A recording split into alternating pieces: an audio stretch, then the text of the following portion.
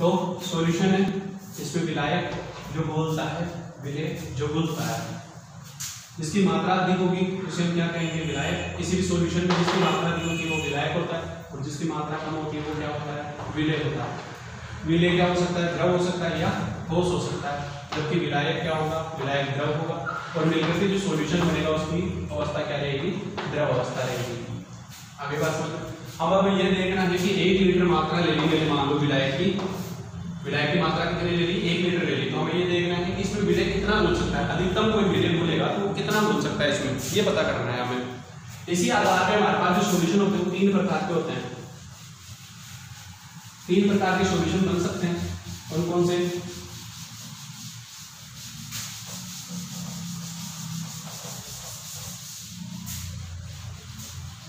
एक अपने पास जो सॉल्यूशन बनेगा वो ऐसा हो सकता है, जैसे पहले एक बार हम ये समझते हैं कि मात्रा कितनी चाहिए होगी। ये बात सोचो, मैंने ये बात करी है,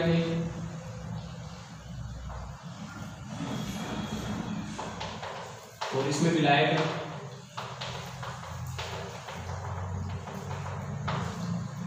विलायक है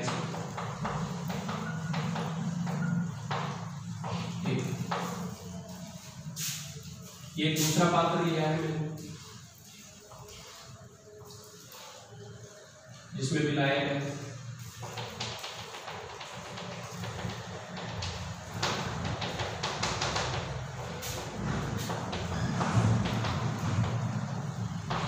बी। और ये तीसरा पात्र लिया है मैंने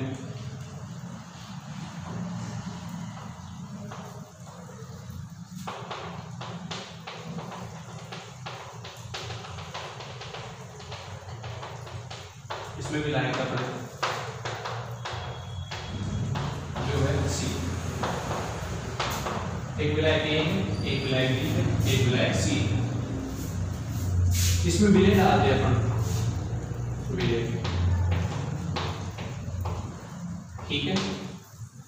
जैसे चलो ये दोनों में विलायक ए ही रख लेता हूँ मैं, और विलायक ए ही रख लेता हूँ। एक बार एक ही जैसे विलायक रख लेते हैं। विलेय ले लिया मैंने, इसमें ए डाला है, इसमें जो विलेय है वो मैंने बी डाला है, और इसमें जो विलेय है वो मैंने सी डाला। ठीक है, 3 प्रकार के अलग अलग पदार्थ डाले। एक बार हम सपोज कर लेते हैं कि जो विलायक है A = क्या है अपने पास में H2O है, ये तो क्या है? जल है। और जो ये कौन से वाला A, ये जल का, इसको स्मॉल A कह दिया, इसको B कह दिया, इसको स्मॉल C कह दिया। A तो H2O है, जो स्मॉल A है वो अपने पास एक बार तो क्या है?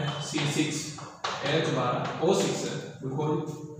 सेकेंड टाइम पे जब हमने लिया तो यूरिया है, CONH2NH2 यूरिया है। और एक बार अपन लेते हैं C, ये क्या है अपने पास में? NaCl, ये अपने पास के अंदर विलायक है। ठीक है, 3 प्रकार के विलायक है, एक अपने पास में, दूसरा और तीसरा। 3 प्रकार के विलायक। अगर विलयन की बात की जाए तो विलयन को अपन ये समझ लेते हैं अपने पास विलयन 3 प्रकार के हो सकते हैं। कौन कौन से? एक संतृप्त विलयन हो सकता है, संतृप्त विलयन। एक असंतृप्त विलयन हो सकता है, असंतृप्त विलयन, असंतृप्त विलयन हो सकता है। और तीसरा अति संतृप्त विलयन हो सकता है। जब हमें ये समझ में आ जाता है कि इसमें मात्रा कितनी मिलेगी, उसी आधार पर हम कह सकते हैं कि ये संतृप्त विलयन है, ये असंतृप्त विलयन है, और ये अति संतृप्त विलयन है। पहले समझते हैं हम संतृप्त विलयन क्या होगी। कि एक विलायक लिया आपने और उसके अंदर क्या बोल दिया? विलेय बोल दिया। कितना विलेय बोला? जितना अधिकतम संभव है। अगर उतना बोल दिया जितना अधिकतम संभव है, विलायक लिया, उसमें विलेय घोला, और घोल करके क्या बनाया आपने? विलयन बनाया, विलयन। तो आपने विलायक में विलेय कितना बोल दिया? तो आपने जो विलायक लिया, जैसे मान लो कि मैंने 1 गिलास विलायक लिया, 1 गिलास, और इसके अंदर मैं जल ले रहा हूँ और इसमें मैं नमक घोलने की कोशिश कर रहा हूँ।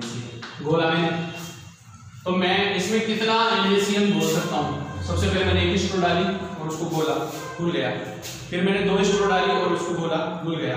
2.5 डाली, घुल गया। थोड़ा टाइम लेगा, अब टाइम देने लग जाएगा घुलने में।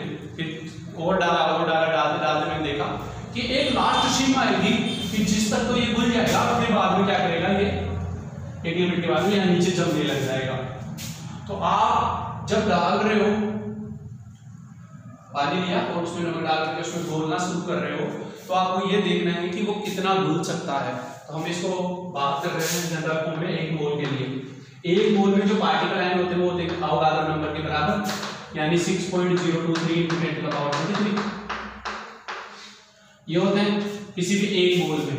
1 मोल अगर आप कुछ भी ले रहे हो तो उसमें इतने पार्टिकल होंगे। जैसे मैंने लिया 1 मोल NaCl, 1 मोल NaCl में कितना होगा, 1 मोल NaCl में NaCl के 6.023 × 10⁻23 क्या होंगे, पार्टिकल आयन होंगे। ठीक है, इतने होंगे, अवोगाद्रो नंबर के बराबर होंगे। 1 मोल में वापस ले लेता हूं क्या, C6H12O6, इसमें भी कितने होंगे, इतने ही होंगे। 1 मोल ही मैंने क्या ले लिया, 1 मोल ही ले लिया मैंने यूरिया। 1 मोल यूरिया ले लिया, इसमें भी इतने ही अवोगाद्रो नंबर के बराबर ही क्या होंगे, पार्टिकल आयन होंगे। समझ गए बात को। तो अब ये देखना है कि इसमें कितने घुलेंगे, कैसे घुलेंगे। तो इसको समझने की बिल्कुल शॉर्ट सी, बिल्कुल सिंपल सी बात है कि अगर हम जल की बात करते हैं तो ऐसे होता है जल। फिर एक जल की बात करेंगे तो जल ऐसे ही होगा, और एक जल का मॉलिक्यूल एक और ऐसे होगा। हम जानते हैं कि इसके ऊपर आंशिक ऋणावेश और इनके ऊपर आंशिक धनावेश आएगा, है ना। हाइड्रोजन बंद बनेगा जिसकी वजह से लिक्विड फॉर्म में। तो अगर मैं इसमें NaCl घोलना चाहता हूं तो कितने NaCl घोल सकते हैं। तो देखो, जैसे मैं इसमें NaCl घोलूंगा तो NaCl जो है इसके ग्रुप कैसे टूटेगा, Na+ आयन के रूप में हुआ Cl- आयन के रूप में। Na+ जो आयन होगा वो कहां जुड़ जाएगा, ऑक्सीजन के साथ में। Cl- आयन कहां जुड़ जाएगा, हाइड्रोजन के साथ में। तो यानी इसमें कितना बोल सकते हैं हम, जितने H2O के मॉलिक्यूलर लिया है हमने, जितने मॉलिक्यूल H2O को ले रहे हैं उतने ही मॉलिक्यूल क्या हो जाएंगे, इसमें NaCl के घुल जाएंगे। जैसे मैंने अभी यहाँ पर 3 मॉलिक्यूल ले रखे हैं, तो यानी 3 मोल अगर मैं क्या ले रखा हूँ, 3 जो मोल है यार मान लो जितने 3 अवयवी कण किसके हैं, जल के हैं, तो उसमें NaCl कितना घुल जाएगा, 3 अवयवी कण ही 3 ही NaCl इसमें घुल जाएगा आराम से। आगे बात समझ में। मैं वेट और वॉल्यूम की बात नहीं कर रहा हूँ, उनका आकार के ऊपर डिपेंड करेगा कि H2O का जो मास है वो कितना है, एटॉमिक मास कितना है, फिर उसका मल्टीप्लाई करोगे आप, क्योंकि ये तो नंबर है। देख एक बात ध्यान रखना, ये जो प्रॉपर्टी है ना जिसमें अपन जैसे बोलने की बात कर रहे हैं, तो ये पॉजिटिव प्रॉपर्टी होती है। कहने का मतलब कैसे प्रॉपर्टी होती है कि इनके ऊपर आकार, इनका आकार और इनके द्रव्यमान और इनके आवेश, इनसे इसके ऊपर कोई फर्क नहीं पड़ता।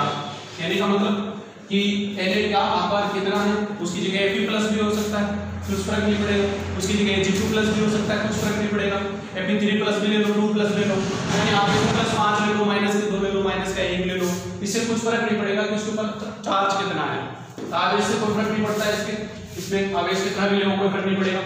ना द्रव्यमान से फर्क पड़ता है कि मॉलिक्यूलर मास कितना है, जो वेट आप उसमें बोल रहे हो।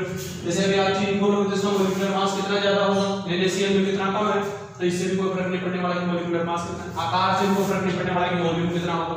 तुम बोलोगे एक मोल इसका, एक मोल उसका, इसका एक मोल कितना, इसका एक मोल इतना, तो क्या जितना मैं पानी लिया हूं क्या उतना ही नमक लेकर के मैं उसमें बोल सकता हूं। तो वो बात नहीं, आप क्वांटिटी में जा रहे हो, क्वांटिटी में नहीं नंबरों पे जाना है अपने को, मास पे वॉल्यूम में इनमें नहीं जाना, नंबरों पे जाना है। नंबरों के हिसाब से समझना है कि इसमें कितना बोल सकता है। तो ये बात आपके समझ में आ गई होगी कि एक Na+ है वो इसके साथ बॉन्ड बना लेगा और ये Cl- इसके साथ भी हाइड्रोजन बच जाएगा, बड़ा रहेगा, कोई बात नहीं। कभी कभी आप ऐसे भी पार्टिकल लाइन ला सकते हो जिसमें एक हाइड्रोजन यानी 2 नेगेटिव आयन निकले, तब वो दोनों यहाँ जुड़ जाएंगे। समझ में आ रही है बात, ऐसे है। तो ये अब अगर आपने जितने मॉलिक्यूल, जैसे मैं अभी इन दोनों की बात करूं तो आपके पास में 3 ये थे, तब इसे हम क्या बोलते हैं कि ये संतृप्त विलयन बन गया अपना। कौन सा विलयन बन गया, संतृप्त विलयन बन गया। कहने का मतलब जितने विलायक में अवयवी कण घुल सकते थे, अधिकतम अवयवी कण जितने घुल सकते थे, हमने उतने अवयवी कण इसमें क्या कर लिए हैं, घोल लिए हैं। तो हमारे पास कौन सा विलयन बन गया, संतृप्त। अगर ये मान लो कि अभी हम जो NaCl ले रहे थे वो 3 की जगह 1 ही लेते, तब 2 और घुलने की जगह बच जाती। अभी हम 2 और घोल पाते, क्योंकि 3 में 3 घुलते हैं ना, तो अभी तो 2 ही घुले, 2 3 में सिर्फ 1 घुला है, तो इसका मतलब कि 2 की जगह और बच जाती, 2 NaCl और घोल पाते, तो इसका मतलब क्या हो गया कि वो असंतृप्त विलयन बन जाता कि अभी इसमें जितनी अधिकतम संभव है, जितना विलय की अधिकतम मात्रा घोलना संभव है उस मात्रा से अभी कम मात्रा घुली हुई है, तो इस प्रकार के सॉल्यूशन को हम क्या बोलते हैं, असंतृप्त विलयन।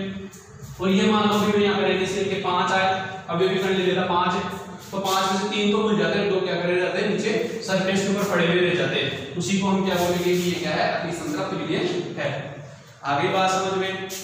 एक बात और कि इसमें जो घुलने की जो क्वांटिटी होगी वो तो किस पे डिपेंड करेगी, इनके अणुओं की संख्या पे, लेकिन जो स्पीड होगी वो किस पे डिपेंड करेगी, इसमें टेम्परेचर भी मायने रखेगा, ताप पे भी और दाब पे भी, इनके ऊपर ये प्रभावित करेगी, इनको ताप दाब ये भी इनको प्रभावित करेगा। विलय का प्रकार, विलायक कैसा है, विलायक की प्रकृति, विलायक की प्रकृति, विलय की प्रकृति की बात हम आगे बात करेंगे इनके बारे में भी। एक विलय की प्रकृति है, ये किस प्रकार से ये सहयोग करती है या विरोध करती है किसी भी चीज का किसी भी घुलने में, तो ये हमें बाद में और देखेंगे। लेकिन ये ऐसी प्रॉपर्टी जिनमें टेम्परेचर और दाब का प्रभाव पड़ेगा, या आपने टेम्परेचर बढ़ा दिया तो हो सकता है जल्दी घुलने लग जाएंगे, टेम्परेचर कम कर दिया तो ये घुलेंगे नहीं, क्योंकि सॉलिड फॉर्म की तरफ जाने लग जाएगा पानी, तो घुलना थोड़ा कम हो जाएगा। तो दाब पे डिपेंड करेगी, दाब पे प्रेशर से किसी चीज को डालकर घोल दोगे तो जल्दी घुल जाएगी, प्रेशर कम कर दोगे तो ये घुलना कम हो जाएगी, तो ये भी उनके ऊपर डिपेंड करेगा।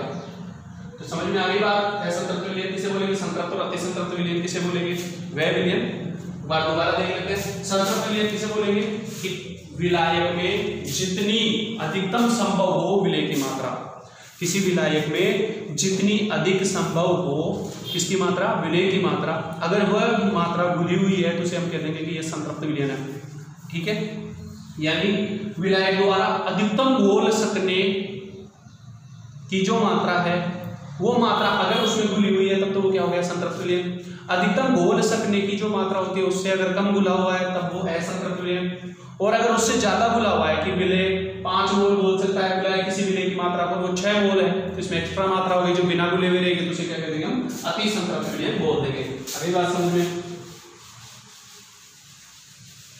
अब हम कुछ और चीज समझते हैं, जैसे अणुसंख्यक गुणधर्म के बारे में बात करते हैं थोड़ा सा।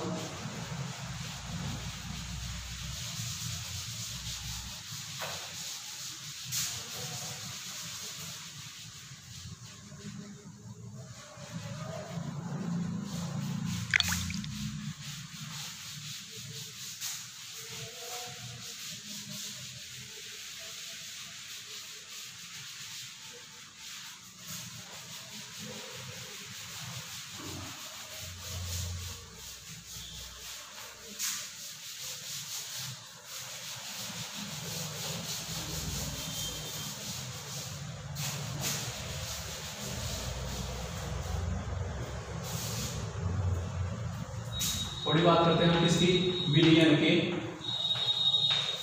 अणु, विलयन के अणु संख्यक गुणधर्म की, विलयन के अणुसंख्यक गुणधर्मों की बात करते हैं। विलयन के अणुसंख्यक गुणधर्म मतलब वे गुणधर्म जो शुद्ध विलायक में तो पाए नहीं जाएंगे, लेकिन जैसे हम उसमें क्या डाल दें, थोड़ा सा विलय मिला लें, तो विलय मिलाने के बाद में जो विलायक के गुणों में बदलाव आ जाएगा, परिवर्तन आ जाएगा, उन्हीं गुणों को क्या कहते हैं, उसके अणुसंख्यक गुण कहते हैं।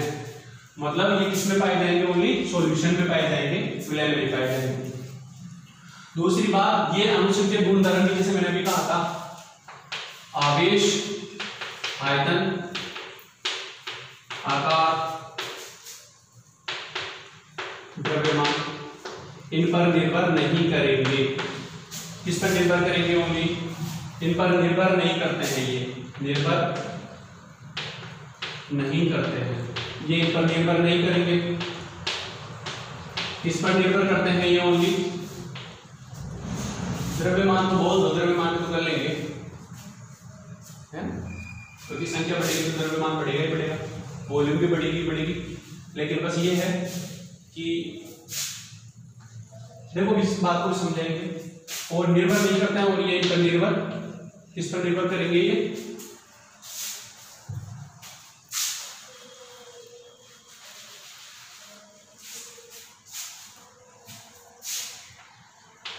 अवयवी कणों की संख्या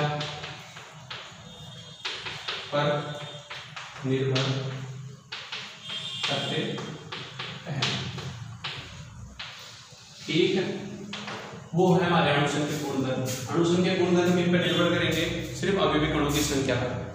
जैसे आप Na+ ले रहे हो, एक आप Ag2+ ले रहे हो, और एक आप Fe3+ ले रहे हो, एक Ca2+ ले रहे हो, तो इनसे कुछ फर्क नहीं पड़ता।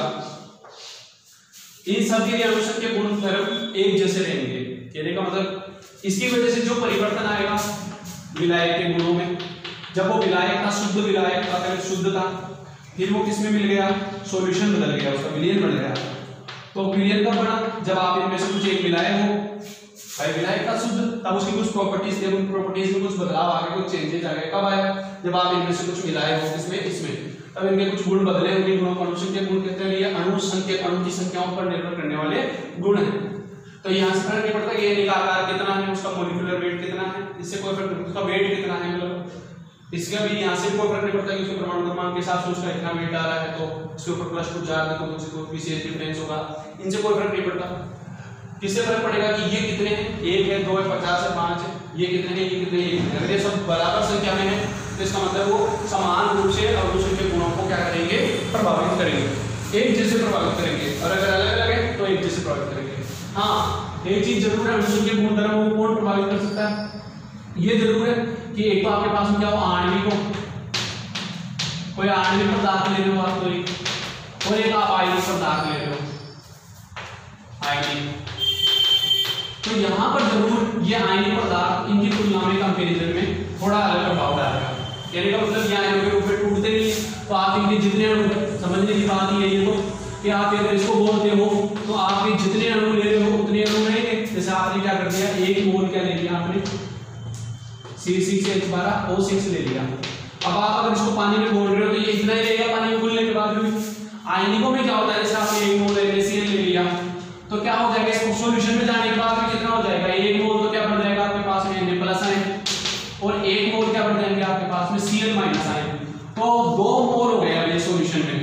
समझ में आई क्या बात, यानी संख्या बढ़ गई। बाहर आपने डाला 1 मोल NaCl लिए, लेकिन अब सॉल्यूशन में जाकर कितने मोल NaCl हो गए, 2 मोल NaCl हो गए। कहने के 1 मोल किसका हो गया, Na का, और 1 मोल किसका बढ़ गया, Cl- का।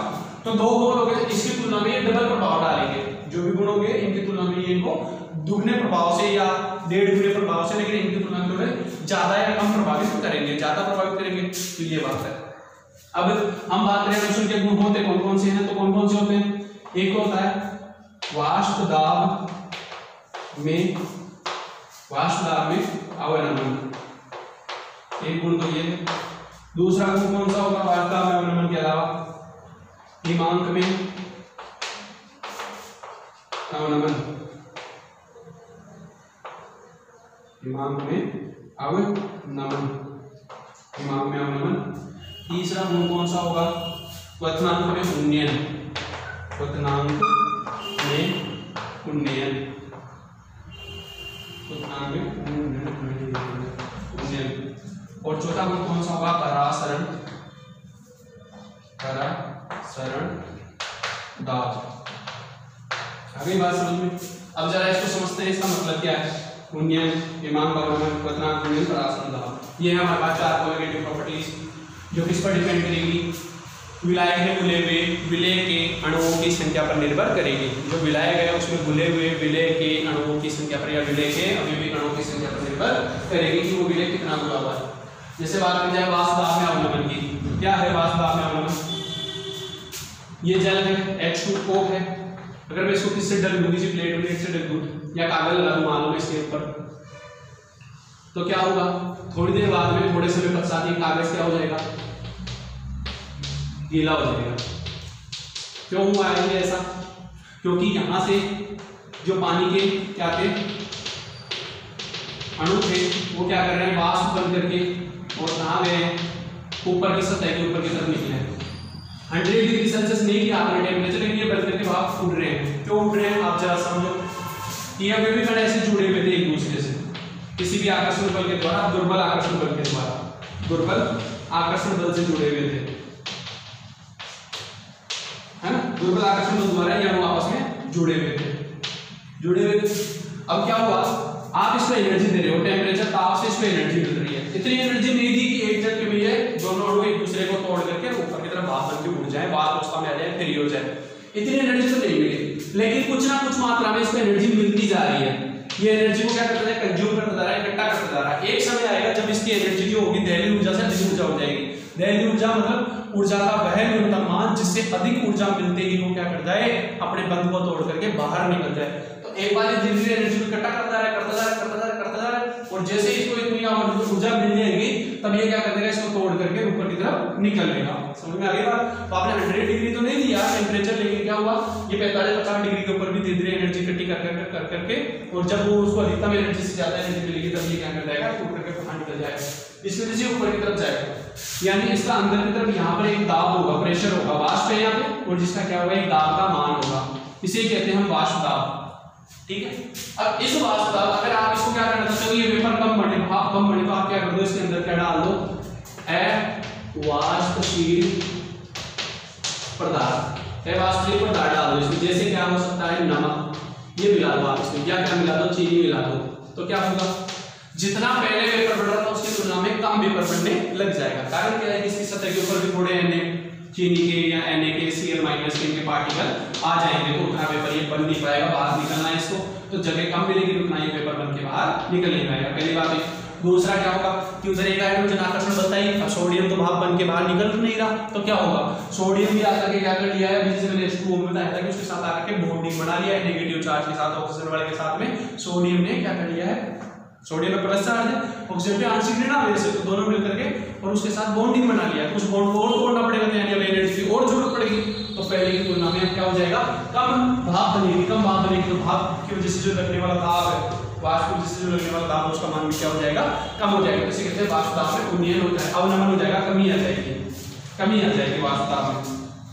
हिमांक में अवनमन की बात करी जाए तो हिमांक में अवनमन की बात है, हिमांक का मतलब जानते हो ना, जमना। अब आपने इसमें कोई भी वाष्पशील द्रव्य मिला रखा है और आप इसको जमाना चाहते हो, तो क्या करेगा ये कि जो इसके पहले कितने डिग्री पर थे, पहले कितने डिग्री पर, 102 डिग्री पर, सॉरी 0 डिग्री पर जम रहा था, अब ये कितने पर जमने लग जाएगा, माइनस में 0.5 मान लो या माइनस में 0.6 मान लो डिग्री सेल्सियस पे जमने लग जाएगा। यानी क्या कर दिया, 0 से कट कर दिया, कितना हो गया, 5 या 6 हो गया। ऐसा क्यों हुआ, ऐसा इसलिए हुआ है कि जो इसके अंदर NaCl का या चीनी के जो अवयवी कण पड़े हुए थे, वो जो आप टेम्परेचर कम कर रहे हो, तो क्या हो रहा है, इनकी ऊर्जा को घटने नहीं दे रहे, ये खुद क्या करते हैं, थोड़ी सी ऊर्जा प्रोवाइड करा रहे हैं, उनको थोड़ी सी एनर्जी को ये खुद कंज्यूम कर पा रहे हैं। इसलिए क्या हो गया है कि जो हिमांक का जो वैल्यू है, जिस एनर्जी पर जाकर जम जाते हैं, उससे थोड़ा कम टेम्परेचर पर जाकर जमेंगे। आपने देखा होगा इसी को काम में लेते हुए बर्फ की जो टुकड़ा होता है उसके चारों तरफ क्या नमक लगा करके रखते हैं, नमक में दबा करके रखते हैं ताकि वो पिघले। क्वथनांक अवनमन, इसका मतलब ये है कि पहले कोई लिक्विड था 100 डिग्री सेल्सियस पे उबल रहा था, अब कितने पे जाकर उबलेगा, 102 डिग्री पर उबलने लग जाएगा। कहने का मतलब जो इसके क्वथनांक का मान था वो पहले की तुलना में थोड़ा क्या हो गया, इंक्रीज हो गया। इसे क्या कहते हैं, क्वथनांक में उन्नयन कहते हैं। और परासरण दाब क्या होता है, तो परासरण दाब का मतलब ये है कि जो आप इसमें पहले शुद्ध अवस्था में तो कोई होता नहीं है, शुद्ध विलायक का कोई परासरण दाब नहीं होता, लेकिन अगर आपने इसमें क्या मिला दिया, विलय मिला दिया, विलय मिला करके आपने क्या कर दिया, इसको विलयन बना दिया, तो इसका एक परासरण दाब हो जाएगा, विलयन। ठीक है, एक परासरण दाब हो जाएगा, है ना। अब आप इसमें A प्रकार का विलय मिला है, इसमें B प्रकार का विलय है, इसमें C प्रकार का विलय मिला है। इसका परासरण दाब, इसका परासरण दाब, इसका परासरण दाब में क्या संबंध रहेगा, ये बात समझिए। तो क्या रहेगा, अगर आपने वहां पे चीनी ली है, यहाँ पे यूरिया दिया है, तो अगर दोनों मात्राएं समान लेते हो, कहने का मतलब विलय आपने लिया है 1 लीटर और इसमें कितना बोल दिया आपने, 1 ग्राम, क्या बोल दिया इसमें चीनी, इधर 1 ग्राम आपने क्या बोल दिया, विलय 1 लीटर ही लिया हुआ, विलायक विलायक 1 लीटर ले रहे हो, और विलय मतलब नमक कितना बोल दिया आपने इसमें, 1 ग्राम। 1 ग्राम में क्या बोला इसमें आपने, नमक, 1 ग्राम में इसमें चीनी बोली है, और यहाँ पर 1 ग्राम में क्या बोल रहे हो आप, ग्लूकोज, ये ठीक है, या फिर कैसे बोल रहे हो आपने, क्या बोल दिया यहाँ पे, यूरिया 1 ग्राम 1 लीटर में। तो समझना ये कि क्या तीनों का परासरण दाब का मान समान रूप से आएगा। तो आंसर है कि कि इन दोनों का प्रासंग तो एक जैसा आएगा, क्योंकि ये आणविक टाइप के ठोस है, इनमें आणविक बंध है, तो जब ये टूटेंगे तो आयनों के रूप में टूटेंगे नहीं, मतलब इनकी जो संख्या है वो कितनी रहेगी, जितनी 1 ग्राम में थी उतनी की उतनी ही इसमें घुलने के बाद में भी रहेगी, वही सेम। यहाँ पर भी अवयवी कणों की यूरिया है, इसकी जितनी या फिर ग्लूकोज जितनी मात्रा इसकी सॉलिड फॉर्म में थी, जितने अवयवी कण थे पानी में घुलने के बाद वो उतने ही रहेंगे। लेकिन इन दोनों की कंपैरिजन इसका प्रासंग का मान थोड़ा अलग होगा। चलो मिलेगा कैसे, क्योंकि जब आपने इसमें नमक घोला है NaCl, तब ये क्या कर दिया है, ब्रेक कर दिया है, Na प्लस में वो Cl माइनस में, तो जो इसके अंदर कुल अवयवी कणों की संख्या है वो आपने बोला तो 1 ग्राम ही है, तोड़ करके तो द्रव्यमान के साथ लेकिन इसमें घुलने के बाद में अवयवी कणों की जो संख्या है वो डबल हो गई, जितनी 1 ग्राम तो Na प्लस हो गए और 1 ग्राम क्या हो गए, Cl माइनस के हो गए। ग्राम नहीं है, ग्राम से तो कम हो जाएगा वेट, तो जानते हो ना दोनों मिलकर के अगर ग्राम है तो द्रव्यमान तो कम ही होगा, क्योंकि Na का अलग है Cl का अलग, तो वो तो टूटने के बाद में वेट तो उतना ही बढ़ेगा, लेकिन क्या हो जाएगा, संख्या में बदलाव आ जाएगा। कहने का मतलब 6.023 × 10⁻23 और मल्टीप्लाई कर लो 1 ग्राम में जितने आएंगे इसमें डबल हो जाएंगे। कहने का मतलब अवगाद्रो संख्या के हिसाब से देखें तो ये 2 प्रकार के अवयवी कण हो जाएंगे। पहले NaCl जितना था, अब अंदर जाकर जितने, जैसे मान लो 20 NaCl आपने इसमें बोले, तो अंदर जाने के बाद 20 तो Na रहेंगे, 20 Cl होंगे, तो टोटल आयन कितने हो जाएंगे, अब 40। तो प्रासंग इस वजह से इफेक्ट करेगा। बाकी कैसे क्या इफेक्ट करेगा, रावोल्ट का नियम है, वो हम नेक्स्ट क्लास में बात करेंगे, आप इसकी स्टडी करना।